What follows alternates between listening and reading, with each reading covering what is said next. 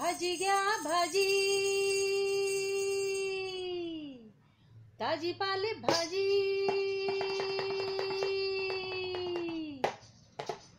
पालक तांदूळ शेपूची भाजी, भाजीत भाजी मेथीची भाजी, चुका चाकवत करडई, आज घ्या उद्या मी येणार नाही, नैवेद्याला घ्या तुम्ही भाजी, ताजी भाजी, हो पाले भाजी, ताजी ताजी, हो पाले भाजी. हे भाजीवाली, काय ग, नुसत्या पालेभाज्याच का आणल्या आहेत? अहो बाईसाहेब, याचे उत्तर तुम्हाला मनमोगरा चॅनेल मध्येच मिळणार. नमस्कार नमस्कार नमस्कार मंडळी, बरोबर आहे भाजीवालेचे म्हणणे. मनमोगरा चॅनेलच्या माध्यमातून मी राजेश पांडे तुम्हाला याचे उत्तर देणार. प्रथमतः तुम्हा सर्वांचे मनापासून स्वागत. मंडळी, दर महिन्यामध्ये पौर्णिमा असते आणि ती विशिष्ट नावाने ओळखली जाते. तर पौष महिन्यामधील पौर्णिमेला म्हणतात शाकंभरी पौर्णिमा किंवा शाकंभरी नवरात्र. तसे वर्षातून 3 नवरात्र येतात. पहिले चैत्र गुढीपाडवा ते रामनवमीपर्यंत, दुसरे शारदीय नवरात्र अश्विन शुद्ध प्रतिपदा ते नवमीपर्यंत, आणि तिसरे म्हणजे शाकंभरी नवरात्र, हे पौष शुद्ध सप्तमी ते पौष शुद्ध पौर्णिमेपर्यंत असते. चैत्र आणि शारदीय नवरात्र बऱ्यापैकी सर्वांना ठाऊक आहे, पण या नवरात्राबद्दल फारशी कुणाला माहिती नसते. म्हणूनच हा प्रपंच. अनेकांची ही कुलदेवता असून हिचे दुसरे नाव बनशंकरी आहे, जिचे मंदिर विजापुरातील बदामी या गावी असून या काळात तिथे फार मोठा रथोत्सव असतो. तसेच वर्षभरामध्ये दर शुक्रवारी पालखीही निघते. या उत्सवामागे एक आख्यायिका आहे. ती अशी: प्राचीन काळी भीषण दुष्काळ पडला होता. तो काही केल्या वर्षानुवर्षे संपेना. त्यामुळे देव, ऋषी आणि मानव हे आदिमातेची उपासना करू लागले आणि काही कालावधीमध्ये त्यांच्या उपासनेला यश आले.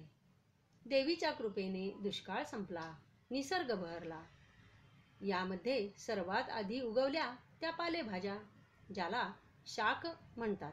म्हणूनच या देवीला शाकंभरी असे नाव दिले गेले. तसे तिला हजारो डोळे आहेत, म्हणूनही शाकंभरी म्हणले जाते. या शाकंभरी नवरात्रामध्ये पालेभाज्यांचा मान फार मोठा आहे आणि या पालेभाज्या उगवल्यानंतर अनेक फळे आणि अन्नधान्याची सुद्धा निर्मिती झाली.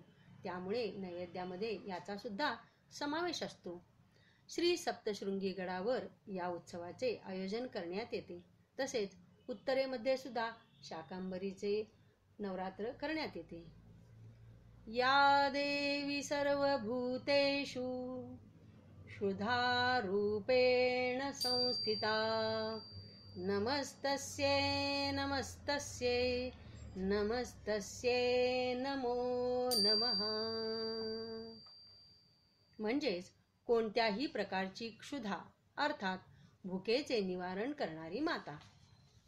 या नवरात्राचा पूजाविधी शारदीय नवरात्रासारखाच आहे. पहिल्या दिवशी देवीची स्थापना करून पूजा केल्यानंतर विविध रंगी फळभाज्या, पालेभाज्या, फळे इत्यादीपासून बनवलेले अलंकार देवीला घातले जातात. हे एक वेगळे वैशिष्ट्य आहे. असे देवीचे रूप अतिशय मनमोहक आणि सुंदर दिसते.